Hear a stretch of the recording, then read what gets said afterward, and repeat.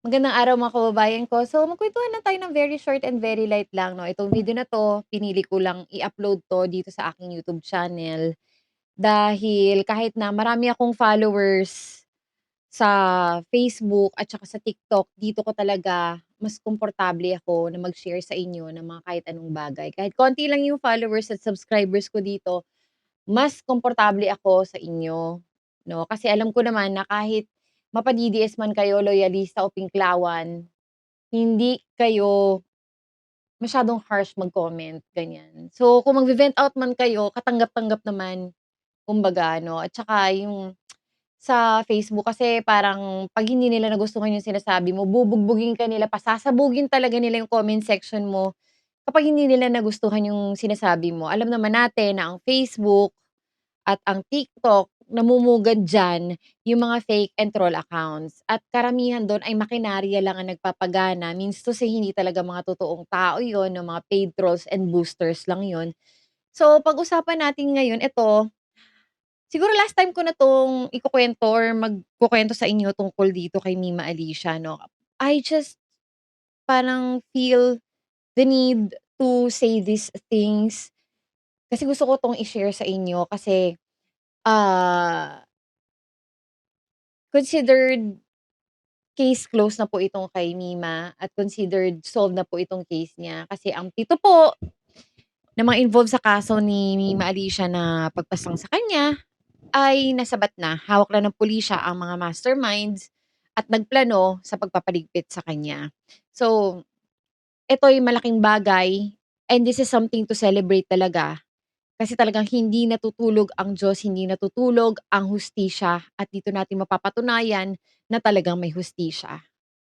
No, namatay si Mima Alicia ng walang kalaban-laban. Pinagpipiyestahan sa social media, binaboy, binastos, binalahura. Sabihin na natin na masama din yung bibig ni Mima Alicia. Hindi naman siya masamang tao kasi 'di ba nga na-share ni Boss Mike Cervera kung ano yung buhay ni Mima Alicia 'no, at, marami ang nagsasabi, even mga kaibigan at sarili niyang nanay at mga kapatid nagsasabi kung anong klaseng tao si Mima Alicia na talagang si Mima ang tumayong tatay mula na maulila sa ama at nagpapaaral siya ng 3 niyang kapatid.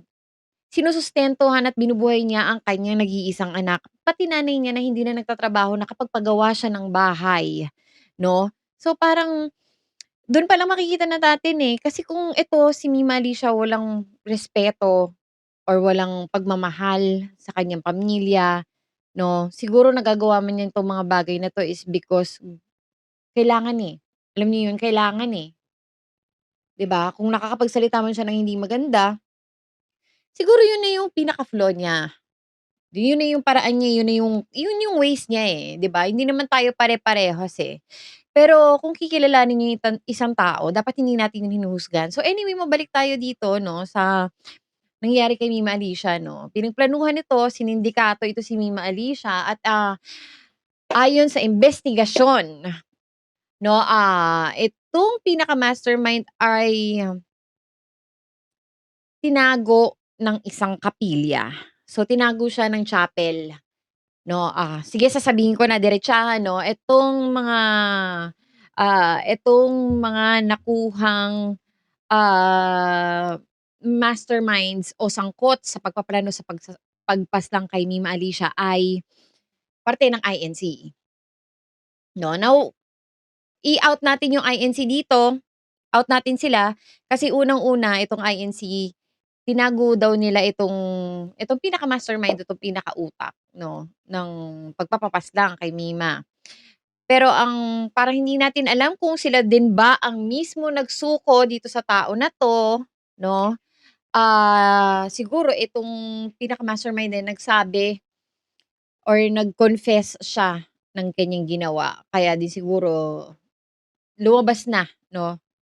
Siya na yung kusang or merong nagtimbre na nakatago siya sa chapel na yun. So, i-out natin dito yung INC kahit na lahat halos ng mga involved dito sa kaso na 'to ay parte ng INC, 'no. Kasi siyempre wala namang kinalaman yung religion diyan, eh, 'no. So anyway, masaya ako na nabigyang malungkot yung pagkakasawi ni Mima, no doubt about it, pero masaya ako na nalutas na 'to, 'no, once and for all nalutas na siya at, sana ito na yung paraan para matahimik din yung kaluluwa ni Mima. Alam naman natin na marami pa siguro itong gustong gawin sa buhay niya kasi she's just 24 years old. However, eto pala, yung mga kumakalat na edited photos nitong dalawang gunmen, wag po kayong maniniwala dun kasi hanggang ngayon hindi pa rin sinisiwalat ang tunay na katauhan at itsura ng dalawang gunmen na ito. So, hinihiling nga ng mga kaibigan at, lahat ng mga malalapit na tao kay Mima Alicia na sana isiwalat na ang totoong mukha nito dalawang gunmen or riding in tandem na lumigpit kay Mima Alicia para nang sa gano'n maging aware lahat ng tao, 'di ba?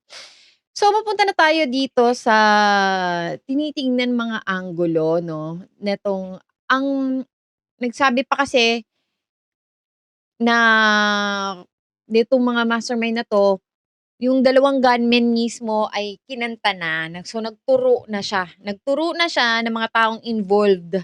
Imagine 7 at itong pagkakasawi ni Marisha pagpaplano ng kanyang gano'n is tungkol ito sa pera. Ang punot dulo daw nito ay ang pagpapahiram ng pera ni Mima Alicia, pagpapautang niya kasi she's into ano, pagpapautang na business. So, malaki daw ang tubo. So, parang si Mima dahil nga malaking kinikita niya, breadwinner ng family and everything. So, ang ginawa is parang na-hook na siya sa pagpapautang kasi nakita niya malaki yung tubo. Ganyan, yung bumabalik na pera sa kanya. So, na-hook na siya. Now, dun na pumasok itong mga tao na 'to na pinautang niya at utang ng utang ng utang ng utang. Marami pa nga daw nahiraman din na pera ito si Mima dahil daw sa pagbibigay niya ng pera, pagpapautang niya dun sa sindikato na yun. No, meron daw parang pinag-uusapan ito kasi boss ko si ano, si Boss Mike Cervera. So, part talaga ako ng media team.